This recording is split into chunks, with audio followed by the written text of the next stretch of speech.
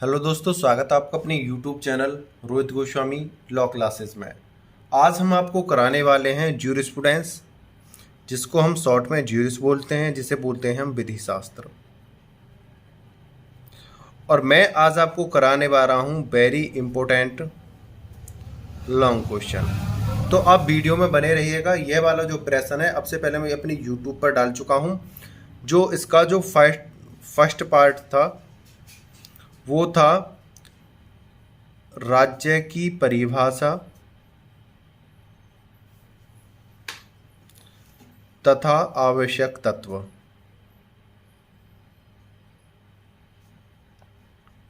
ये वाला प्रश्न मैं ऑलरेडी डाल चुका हूं। अब जो आपके पार्ट 2 जो मैं वीडियो डाल रहा हूं, आपको क्या करना है, फर्स्ट वाली वीडियो में से आपको राज्य की परिभाषा ले लेनी है। राज्य की परिभाषा आपको ले लेनी है। और अब मैं आपको कराने वाला हूं राज्य की उत्पत्ति के विभिन्न सिद्धांत। अब ये क्वेश्चन कैसे आएगा, राज्य की परिभाषा तथा उसके आवश्यक तत्व बताइए, या इस प्रकार आएगा, राज्य की परिभाषा तथा राज्य उत्पत्ति के विभिन्न सिद्धांत।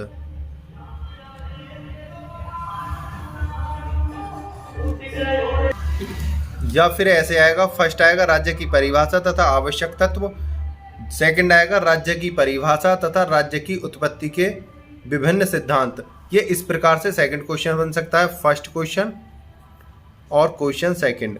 देखो, फर्स्ट क्वेश्चन जो मैंने पार्ट जो कराया है उसमें मैं राज्य की परिभाषा ऑलरेडी करा चुका हूँ। इसमें मैं अब इसलिए नहीं करा रहा हूँ तो क्योंकि एक चीज़ को हम बार बार पढ़ेंगे तो हमारे पास टाइम भी नहीं है और हम बोर होने लगते हैं। तो आप राज्य की परिभाषा और फर्स्ट वाली वीडियो से देख लेना, और इसके राज्य की उत्पत्ति के विभिन्न सिद्धांत, इसको मैं आपको करा रहा हूँ सेकंड वीडियो में। वीडियो को आप अंत तक देखिएगा, आपको बड़ा मज़ा आने वाला है। बहुत अच्छी इंटरेस्टिंग वीडियो होने वाली है, आपको बोरियत महसूस नहीं होगी, इस तरीके से कराने वाला हूँ। और आपसे एक बात कहना चाहता हूँ, अगर आप हमारे YouTube चैनल पर नए हो और अभी तक आपने हमारे चैनल को सब्सक्राइब नहीं किया है तो लाल बटन को दबाकर सब्सक्राइब कर लो, और ज़्यादा से ज़्यादा मात्रा में कमेंट करो और अच्छे से तैयारी करो, ठीक है। तो अब ज़्यादा बात ना करते हुए हम आपको समझाते हैं राज्य की उत्पत्ति के विभिन्न सिद्धांत। देखो, यहाँ पर जैसा हमें हेडिंग से पता चल रहा है, राज्य की उत्पत्ति के विभिन्न सिद्धांत है। यहाँ पर सबसे जो मेन बात की गई है, हमसे यह कहा गया है कि राज्य की जो उत्पत्ति हुई है वो किस प्रकार हुई है, राज्य कब और कैसे बने हैं, राज्य का निर्माण कैसे हुआ है, राज्य को किसने बनाया है। इन बातों में बहुत ज़्यादा मतभेद है। कोई भी व्यक्ति निश्चित तौर पर, कोई भी समय या कोई भी काल निश्चित तौर पर यह नहीं कह सकता कि राज्य की उत्पत्ति किस आधार पर हुई है। तो इसमें क्या है, बहुत ज़्यादा मतभेद है। तो आपको क्या लिखना है, वहाँ पे पहले ये हेडिंग वहाँ पे उतार लेनी है, और आपको क्या लिखना है ये मैं आपको बता देता हूँ। ये आपको वहाँ पे हेडिंग डाल देनी है, और आपको लिखना है कि राज्य की उत्पत्ति के विषय में कोई निश्चित प्रमाण पत्र नहीं है या कोई निश्चित संकेत नहीं है, इसलिए विभिन्न विधिवेत्ताओं में मतभेद है। इतना आपको वहाँ पे लिखना है। और अब हम फर्स्ट नंबर पे आ जाते हैं, देवी उत्पत्ति का सिद्धांत। देवी उत्पत्ति का सबसे पहले हमें क्या लेना है, यहाँ पे मैं आपको बता चुका हूँ आपको क्या लिखना है। राज्य की उत्पत्ति के विभिन्न सिद्धांत कि राज्य की उत्पत्ति के विषय में कोई निश्चित प्रमाणिक तथ्य या संकेत नहीं है, विभिन्न विधिवेत्ताओं में भिन्न भिन्न मतभेद उत्पन्न है। सबसे पहले हमें अब कौन सा पॉइंट लेना है, देवी उत्पत्ति का सिद्धांत। देखो, आप देख सकते हो थ्योरी कितनी ज़्यादा है। अगर हम थ्योरी के मुताबिक समझेंगे तो हम कोई पेपर को सॉल्व नहीं कर पाएंगे। हम इसको रीड तो ज़रूर करेंगे, लेकिन अपनी भाषा में मैं इसको बता दूंगा आपको किस प्रकार से लिखना है, ठीक है। हमें समझ के चलना है, हेडिंग डाल देनी है देवी उत्पत्ति का सिद्धांत, आगे हमें इसे रीड करना है। देखो, समझना भी है हमें। राज्य की उत्पत्ति संबंधी किसी निश्चित ऐतिहासिक सामग्री के अभाव में विद्वानों ने यह सिद्धांत प्रतिपादित किया। मतलब राज्य की उत्पत्ति कब हुई है, कैसे हुई है, यह कोई निश्चित प्रमाण पत्र नहीं है, ना कोई सिद्धांत है। तो विद्वानों ने इसके अनुमान लगाए। क्या करे? अनुमान लगाए कि राज्य ईश्वर की देन है। अनुमान लगाया कि जो हमारा राज्य है यानी जो राष्ट्र है, हमारा जो देश है, ये किसकी देन है? एक गॉड गिफ्ट है, भगवान की देन है। अनेक धार्मिक ग्रंथों ने भी इस सिद्धांत का समर्थन किया। जो धार्मिक ग्रंथ थे, जो हम अपने धर्म से रिलेटेड समझते हैं, उन ग्रंथों ने भी इसका क्या करा? समर्थन करा कि जो राज्य है, जो देश है, इसकी जो उत्पत्ति है, इसका जो विकास है, वो ईश्वर की देन है, भगवान की देन है, अल्लाह की देन है। ये उनके द्वारा दिया गया है। इसका उल्लेख हमें मनुस्मृति तथा शांति पर्व में भी मिलता है।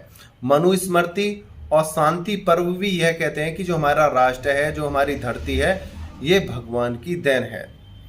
ईसाई धर्म के अनुयायियों मिस्र देश तथा चीन ने भी राजा की देवी शक्ति को स्वीकार किया। यानी कि प्रत्येक देश में, यानी ईसाई धर्म ने अनुयायियों मिस्र देश तथा चीन में भी यह माना गया कि जो राज्य है यानी जो देश है, एक भगवान यानी अल्लाह ईश्वर की देन है। यह किसी ने बनाया नहीं है, ये तो भगवान ने ही हमको प्रोवाइड कराया है। ठीक है। इन सभी की मान्यता थी कि राज्य या राजा की आज्ञा का उल्लंघन करना ईश्वर के प्रति पाप कर्म के समान था। यानी कि हम जब कोई राजा किसी पर राज्य पर राज करता था तो उस राजा की बात को मानना सर्वोपरि होता था, क्योंकि यहाँ पर कहा गया है कि जो राजा होता है, यह माना जाता था उस समय कि जो राजा है वो ईश्वर द्वारा यानी भगवान अल्लाह द्वारा भेजा गया है और उसके द्वारा जो कार्य करा जा रहा है वो सर्वोपरि है और उसकी बात को माना जाना चाहिए। अगर हम उसकी बातों को नहीं मानते हैं तो हम अपने ईश्वर भगवान या अल्लाह की आज्ञा का उल्लंघन करते हैं। इन सभी की मान्यता थी कि राज्य या राजा की आज्ञा का उल्लंघन करना ईश्वर के प्रति पाप कर्म के समान था। इस सिद्धांत के समर्थकों का कहना था कि यदि राजा दुष्ट भी हो तो यह समझना चाहिए कि ईश्वर ने उसे प्रजा को अपने पाप कर्मों का प्रायश्चित करने के लिए भेजा है। यहाँ पर एक बात और कही गई। देखो, इन्होंने क्या बोला कि जो पहले हमारी राज्य है, हमारा जो राष्ट्र है, ये भगवान की देन है।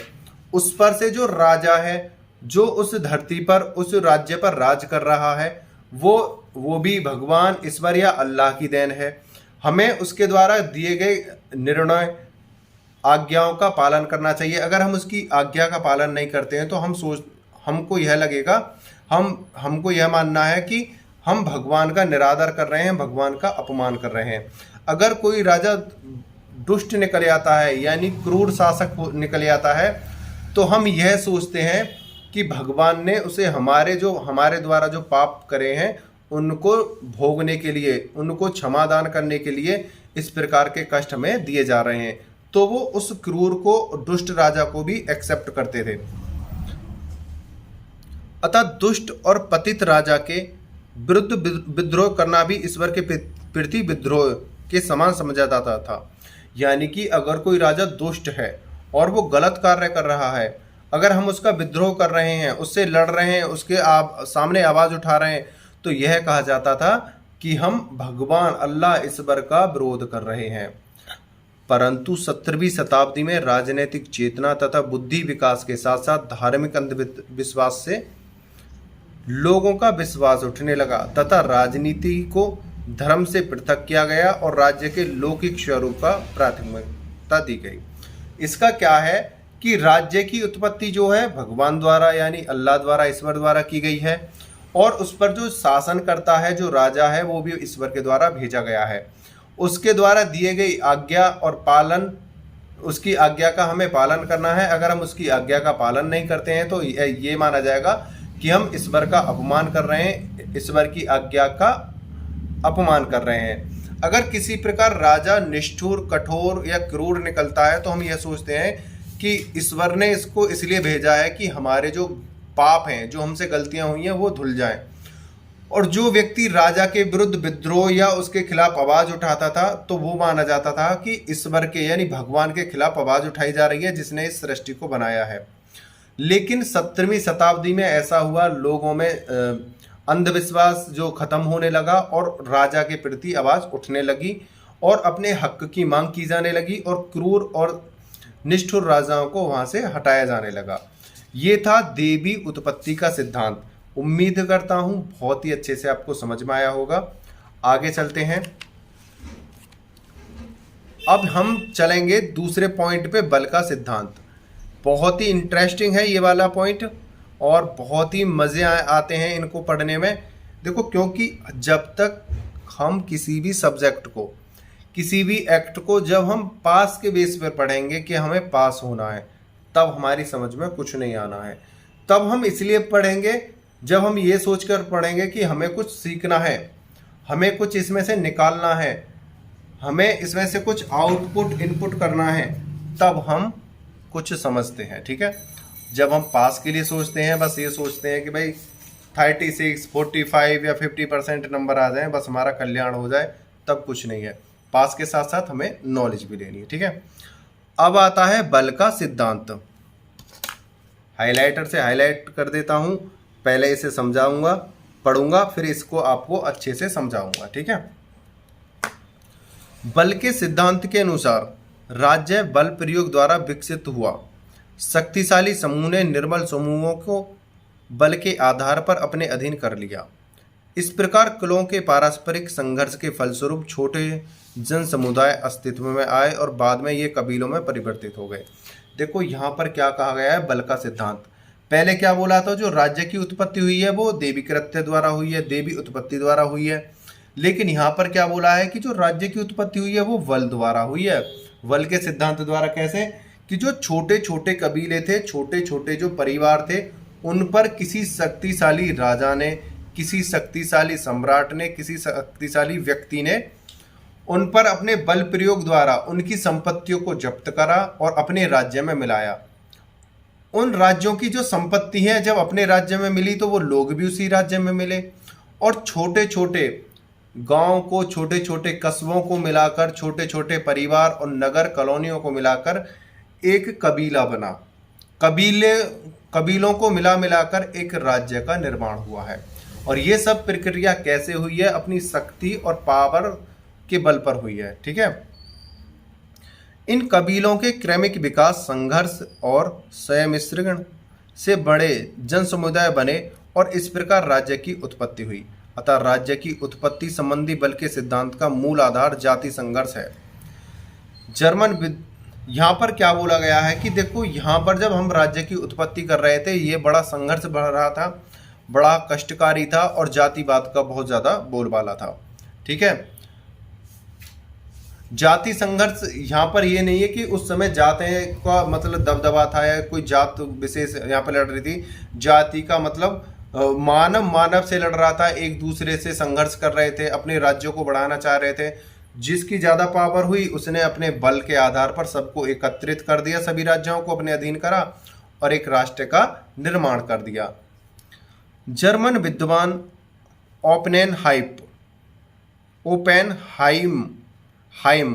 ओपेनहाइम है, अंग्रेज समाजशास्त्री जैक्स तथा अमेरिकी विद्वान शिमोल और वार्ड इस सिद्धांत के प्रमुख समर्थक हैं। अब यहाँ पर ये चीज़ हमें ज़्यादा लिखने की ज़रूरत नहीं है कि कौन किसके समर्थक हैं।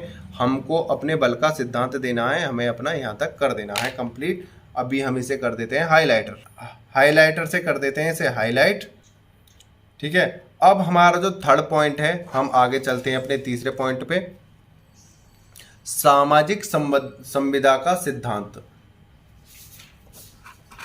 इसको पढ़ते हैं, इसकी स्टडी करते हैं। सामाजिक संविदा का सिद्धांत, सोशल कॉन्ट्रैक्ट थ्योरी। सामाजिक संविदा का सिद्धांत,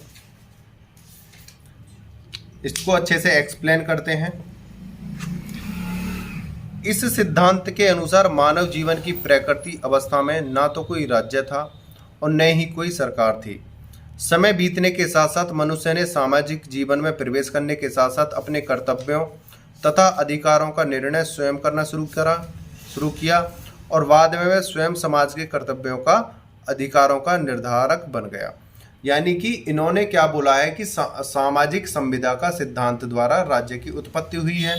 इन्होंने क्या बोला कि ना तो पहले कोई शक्ति थी, ना कोई सरकार थी, ना कोई राज्य था, ना कोई पावर थी।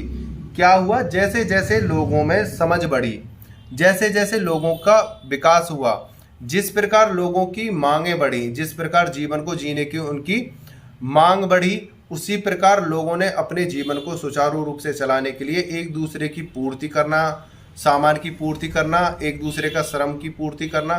श्रम की पूर्ति का मतलब क्या है कि कोई व्यक्ति हलवाई है, वो खाना बनाना जानता है, एक व्यक्ति है कपड़ा सीलना जानता है, एक व्यक्ति है वो वैदगिरी जानता है, डॉक्टरी जानता है।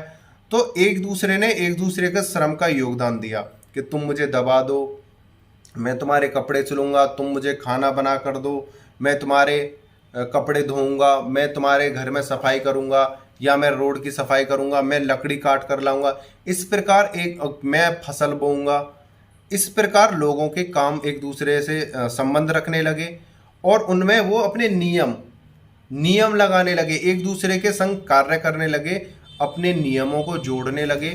भाई नियम कायदा कानून से मैं आपके यहाँ पे कोई काम कर रहा हूँ तो आप मेरे यहाँ काम करो, मैं आपके यहाँ से अनाज ले रहा हूँ तो आप मुझे अनाज दो, और उसमें वो रूल नियम अपना विधि लगाने लगे। तो राज्य का विकास कैसे हुआ? विधि द्वारा, संविदा द्वारा, कॉन्ट्रैक्ट द्वारा। ठीक है,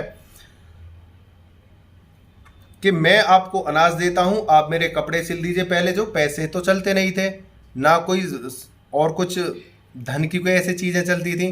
पहले क्या चलता था? वस्तु के बदले वस्तु का आवागमन, आयात निर्यात। ठीक है, अब मैं तुम्हारे कपड़े सिलता हूं। कपड़े सिलने का मतलब ये नहीं कि उनके पास उस समय सिलाई मशीन थी।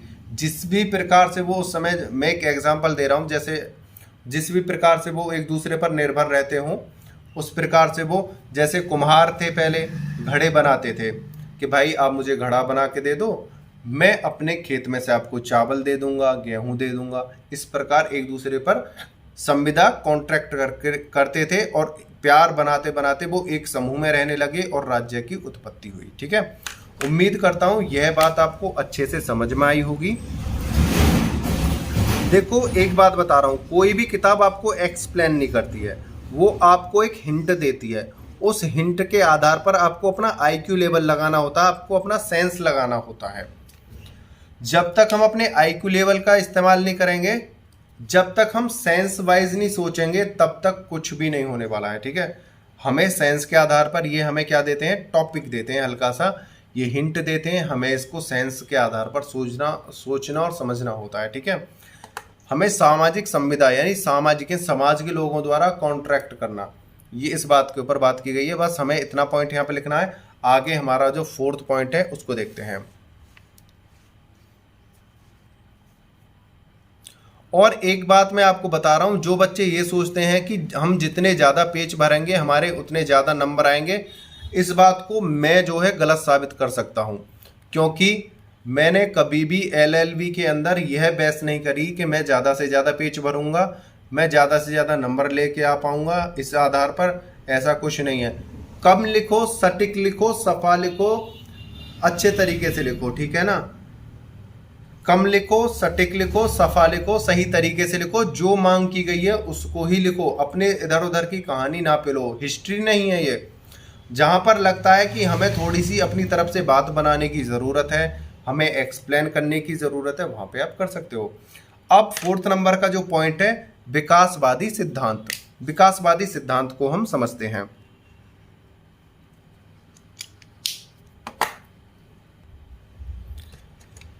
देखो ये जो है बहुत ही मजेदार पॉइंट होने वाले हैं, इनको पढ़ते हैं। विकासवादी सिद्धांत के अनुसार देखो, प्रत्येक कोई कह रहा है कि देवी उत्पत्ति द्वारा राज्य की हुई है, कोई कह रहा बल द्वारा हुई है, कोई कह रहा संविदा द्वारा हुई है, कोई कह रहा विकासवादी द्वारा हुई है सिद्धांत। अब हम विकासवादी को ही पढ़ लेते हैं। विकासवादी सिद्धांत के अनुसार राज्य की उत्पत्ति ना तो देवी शक्ति के रूप में स्वीकार की गई है और न ही मनुष्य द्वारा निर्मित की गई है। मनुष्य द्वारा मतलब बल के आधार पर, जो हमने पढ़ा था ना बल का सिद्धांत, ना ही बल के आधार पर हुई है। इस सिद्धांत के अंतर्गत यह स्वीकार किया गया है राज्य की उत्पत्ति प्राकृतिक विकास के क्रम पर आधारित है। विकासवादी सिद्धांत को ऐतिहासिक सिद्धांत भी कहा गया है। यानी कि इन्होंने क्या बोला है कि ना तो किसी देवी देवता ने हमें कोई शक्ति दी है जिससे हमारा राज्य बना है, ना वो हमारे लिए कोई राज्य छोड़ कर गए हैं, ना ही किसी ताकतवर व्यक्ति ने हमको एक जगह जोड़ा है। इस पृथ्वी को जोड़ा है या मतलब इसको एकत्रित करा है, ये तो एक प्राकृतिक विकास के क्रम पर आधारित है। जो प्राकृतिक विकास कैसे हुआ है, सपोज करो ये यहां पर अलग अलग कबीले हैं, लोग रह रहे हैं। अब इसको पास ये पर्वतों पे रह रहे हैं, ये समुद्र के किनारे रह रहे हैं, ये झाड़ियों में रह रहे हैं, इन पे किसी चीज़ का एक दूसरे, इन पे पानी की सुविधा है, इन पर खाने की सुविधा है, इन पर पशुओं की सुविधा है, यहाँ पर अच्छा अनाज हो सकता है, यानी कि एक दूसरे पर निर्भर, मतलब किसी पर कोई प्रॉपर चीज़ नहीं है। मतलब कोई भी अपने आप में, एक कबीला अपने आप में पूर्ण रूप से निर्भर नहीं है कि हम अगर आपत्ति विपत्ति पड़ती है तो हम अपने आप में सक्षम हैं, हम सारे काम स्वयं कर लेंगे। जब ये लोग इनसे जुड़े, ये इनसे जुड़े, ये इनसे जुड़े और ये प्राकृतिक विकास हुआ, ये जब एक दूसरे से जुड़े और लगा के भाई हम एक दूसरे के बिना नहीं रह सकते हैं, ये कुछ कार्य करेंगे, ये कुछ कार्य करेंगे और एक दूसरे की पूर्तियां करेंगे, तो एक राज्य का निर्माण होता है। और ये क्या हुआ है, प्राकृतिक विकास। ना तो किसी ने जबरदस्ती करा है, ना कोई देवी देवता करके गए हैं, ये प्रकृति द्वारा, जैसे जैसे जिसकी प्रकृति की आवश्यकताएं होती रही उसी प्रकार राज्य का निर्माण होता रहा। राज्य का मतलब होता है राष्ट्र, राज्य बराबर इक्वल यानी राष्ट्र, ठीक है। यानी जैसे जैसे विकास मतलब जरूरतें होती रही, प्रकृति का विकास होता रहा, प्रकृति के क्रम पर आधारित है, ठीक है। आगे पढ़ते हैं। राज्य के विकास संबंधी इस सिद्धांत का निष्कर्ष यह है कि जैसे जैसे समाज विकासोन्मुख होता गया, लोगों के हितों में वृद्धि होती गई, फलस्वरूप लोगों के विभिन्न वर्गों को अलग अलग अधिकार मिल गए। देखो यहाँ पर क्लियर बोला गया है, विभिन्न वर्गों को अलग अलग अधिकार मिल गए। आगे चलकर इन्हीं से राजनीतिक संगठन बने, राज्य कहा गया। किसी को कपड़े सिलने का काम मिल गया, किसी को बर्तन बनाने का कार्य मिल गया, किसी को खेती करने का कार्य मिल गया, किसी को राज्य को चलाने का काम मिल गया, किसी को मंत्री का कार्य मिला, किसी को मुंशी का कार्य मिला, किसी को सफाई का कार्य मिला, किसी को शिक्षक का कार्य मिला, तो किसी को सेना का कार्य मिला। ये इन सब लोगों की एक दूसरे ने जरूरतों को पूरा करा, तब एक समाज का विकास हुआ, तब एक राष्ट्र का विकास हुआ, ठीक है। तो यहां पर क्या है, और ये जो विभिन्न वर्गों में अलग अलग अधिकार मिल गए, यानी कि एक दूसरे को कार्य बांट दिए गए या एक दूसरे को जो कार्य पसंद था उसमें मिल गए। तो इस प्रकार क्या हुआ, प्राकृतिक विकास मतलब नेचुरल तरीके से एक विकास हुआ, डेवलपमेंट हुआ। आनुवांशिक सिद्धांत, आनुवांशिक सिद्धांत इसको और पढ़ते हैं, 5th पॉइंट है।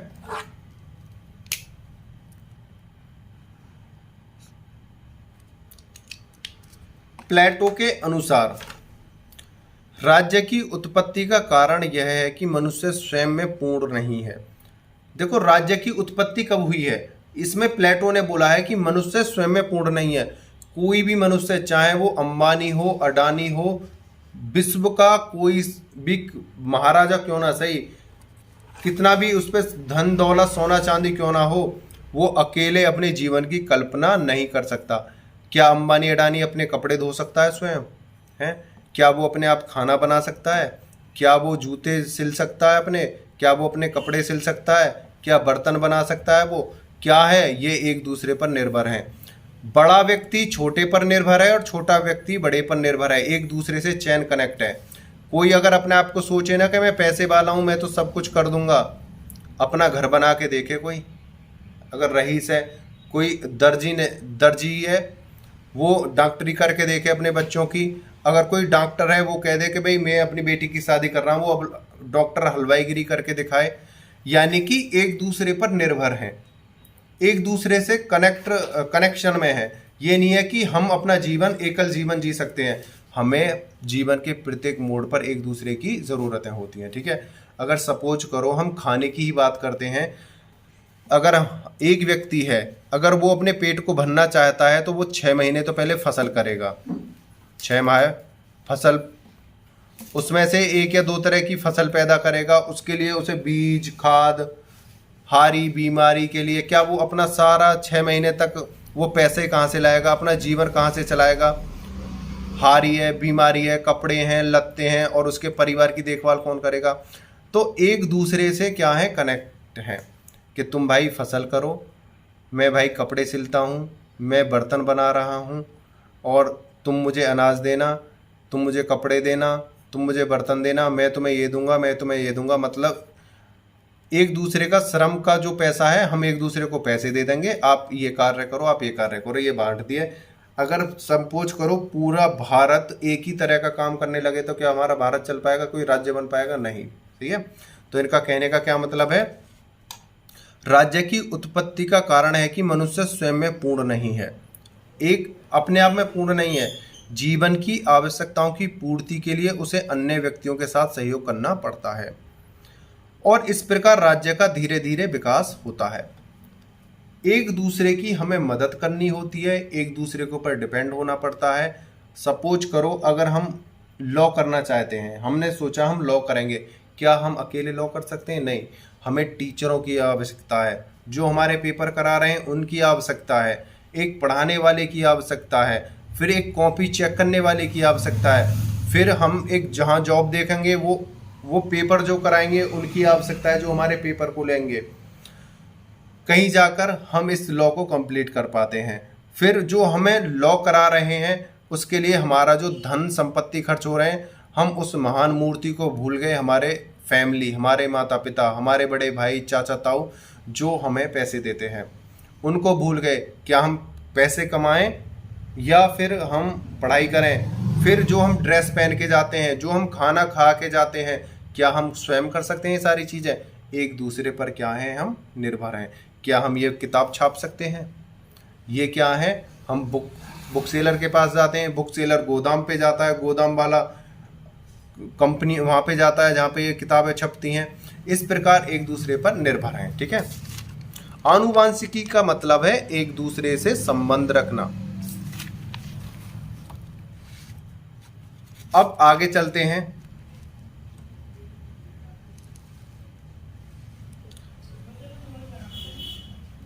इसको मोटे से तौर पर पढ़ लेंगे, हमें ज़्यादा डीपली नहीं जाना है इसमें।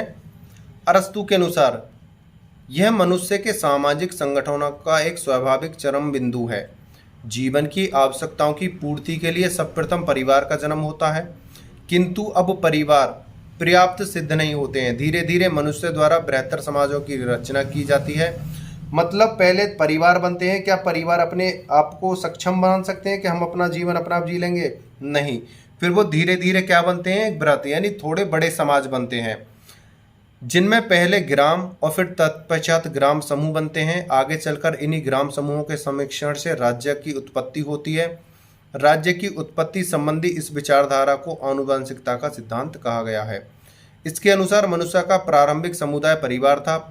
परिवारों को धीरे धीरे विकास हुआ तथा कुल, गोत्र, कबीले आदि बने। इसके बाद गांव के बाद नगर राज्य की स्थापना हुई। इस सिद्धांत के दो रूप हैं। मतलब यहाँ पे क्या कहा गया है, पहले परिवार थे, परिवारों से बृहत परिवार बने, फिर समाज बने, समाज से ग्राम बने, ग्राम से ग्राम समूह बने, ग्राम समूह से राज्य शहर बने, शहरों से स्टेट बने, जिले बने, जिले से स्टेट बने, स्टेट से एक राष्ट्र बना, और अंतर्राष्ट्रीय लेवल पर राज्य, देश को भी राज्य ही बोला जाता है। यानी कि जब हम एक दूसरे के काम आने लगे, जब एक दूसरे की आवश्यकताओं को पूर्ति करने लगे, जब एक नगर यानी राज्य का निर्माण हुआ, एक देश का निर्माण हुआ। और यहाँ पर क्या बोला है, इस सिद्धांत के दो रूप हैं, पितृसत्तात्मक सिद्धांत और दूसरा है मातृसत्तात्मक सिद्धांत। यहाँ पर हमें सिर्फ इतना लिखना है, पितृसत्तात्मक सिद्धांत, मातृसत्तात्मक सिद्धांत। पितृसत्तात्मक सिद्धांत में क्या था, पहले परिवार का मुखिया पिता होता था, यानी पितृ होता था, यानी जो हमारे परिवार में सबसे बुजुर्ग जो इंसान होता था आदमियों में, वो घर का मुखिया होता था, और उसी के आधार पर पूरा परिवार चलता था। उसी के कहने पर उसकी इतनी चलती थी, अगर वो किसी व्यक्ति को चाहता तो उसे मृत्यु दंड भी दे सकता था, चाहता वो अपने परिवार से उसे निकाल देता। उसके अलावा उसके पूरे परिवार में किसी की इतनी मजाल ना थी कि वो उस पितृ यानी जो घर का जो मुखिया है उसके विरुद्ध कोई खिलाफ चला जाए।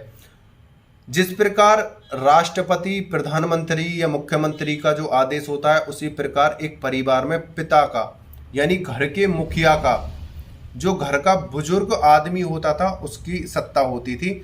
इसलिए उस समय के समाज को बोला जाता था पितृसत्तात्मक सिद्धांत। अगर वो चाहता था तो वो किसी को अपने घर से निकाल भी सकता था, जान से मार भी सकता था, वो किसी को भूखा भी रख सकता था, क्रूर भी हो सकता था, और उसकी बात को सब पानी देते थे। और ये पीढ़ी दर पीढ़ी चलाता था। जो घर में सबसे बड़ा होता था वो घर का मुखिया होता था। एक तो ये था। दूसरा था मातृ सत्तात्मक सिद्धांत। इसी का अपोजिट कर लो मातृ सत्तात्मक सिद्धांत का। जिस प्रकार पितृसत्तात्मक एक समाज था, पिता की चलती थी या घर के सबसे बुजुर्ग आदमी की चलती थी, इसी प्रकार मातृ सत्तात्मक में क्या होता था कि माँ यानी घर की जो बुजुर्ग या लेडी होती थी, यानी दादी, परदादी या बड़ी मम्मी या माँ, जो भी हो, उस परिवार में सबसे बड़ी जो औरत होती थी उसकी चलती थी। उसके कहने से, जिस प्रकार पितृसत्तात्मक में पिता यानी दादा परदादा की जो घर का सबसे बुजुर्ग आदमी होता था उसकी पावर थी, उसी प्रकार मातृ सत्तात्मक में जो औरतों में सबसे बड़ी औरत होती थी उसकी चलती थी। उसके कहने पर यस या नो, उसके कहने पर जो वो यस कहती थी तो यस, नो कहती थी नो। उसके बात लक्ष्मण की रेखा ऐसी होती थी, ठीक है ना। एक बार इसको पढ़ के निकाल देते हैं, आपको समझ में आ जाएगा।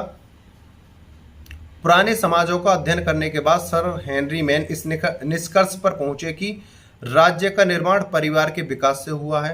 सर हेनरी मैन के विचार अनुसार आदिकाल परिवारों में वंशगणना पुरुषों के नाम से होती थी और परिवार के वृद्ध व्यक्ति को असीमित अधिकार थे। परिवार के मुखिया का शासन निरंकुश होता था और वह परिवार के सदस्यों को मृत्यु दंड तक दे सकता था। यानी कि वो निरंकुश होता था, उसका कहना सभी पूरा परिवार मानता था। अगर मृत्यु दंड बोल दिया तो उसे कोई टाल भी नहीं सकता था। इतना तगड़ा रोल चलता था परिवार में पिताओं का। धीरे धीरे परिवार स्वाभाविक रूप से या दत्तक ग्रहण या दूसरे समुदाय को जीत कर बढ़ने लगे। धीरे धीरे ये परिवार कुनबे बन गए। इनका भी प्रधान वृद्ध पुरुष ही होता था। कुनबों को मिलाकर कबीले बने और किसी स्थान पर इन कबीलों के संघ बने तथा राज्य ने धीरे धीरे राज्य का रूप धारण कर लिया। लेकिन ये धीरे धीरे परिवार से कुनबे बने, कुनबे से एक कबीले बने, कबीले से ये बना एक संघ, संघ से बना एक राज्य। राज्य कहते हैं देश को। और लेकिन उसमें जो सत्ता चलती थी पिता की चलती थी, यानी पिता का मतलब है सबसे बुजुर्ग आदमी की। अब यहाँ पे मातृ सत्तात्मक को पढ़ते हैं। प्राथमिक परिवार यानी प्राथमिक का मतलब है जो पहले परिवार थे, रूप पितृ सत्तात्मक ना होकर मातृ सत्तात्मक होता था। मतलब इसमें पिता की नहीं चलती थी, यहाँ मातृ सत्तात्मक होता था, माँ की चलती थी। यानी माँ का मतलब घर की बुजुर्ग लेडी। इन विद्वानों के मतानुसार जब तक पति पत्नी युक्त परिवारों का जन्म नहीं हुआ, पितृ सत्तात्मक परिवार नहीं बने। प्राथमिक समाज में मनुष्य के यौन संबंध स्वतंत्र थे। ऐसी स्थिति में केवल माता के संबंध को ही निश्चित रूप से जाना जा सकता था। इसलिए वंशगणना माँ के नाम से चलती थी, पिता के नाम से नहीं। मतलब यौन संबंध स्वतंत्र थे। मतलब उनमें इतनी समझ नहीं थी यौन संबंध क्या होता है। मतलब इस टॉपिक को छोड़ो। मतलब बात ये थी कि माता की चलती थी, यानी घर की बुजुर्ग लेडी की चलती थी। हमें सिर्फ इतना करना है। और इसी प्रकार धीरे धीरे राज्य का विकास हुआ, निर्माण हुआ। ठीक है, उम्मीद करता हूं राज्य की उत्पत्ति के विभिन्न सिद्धांत आपको अच्छे से समझ में आए होंगे। आपने वीडियो को बड़े प्यार से और अंत तक देखा, उसके लिए आपको धन्यवाद। और अभी तक आपने हमारे YouTube चैनल को सब्सक्राइब नहीं किया है तो सब्सक्राइब कर लो, क्योंकि मैं आपके ऑल सेमेस्टर की तैयारी बहुत ही अच्छे ढंग से कराने वाला हूं। आप ज़्यादा से ज़्यादा मात्रा में शेयर करो, कमेंट करो और बताओ आपको वीडियो कैसी लगी। ठीक है, आप मेहनत करो, आपकी सारी वीडियो आपको मैं जल्दी से जल्दी प्रोवाइड करा दूंगा। वीडियो को अंत तक देखने के लिए धन्यवाद। टेक केयर, बाय बाय, जय हिंद, जय भारत।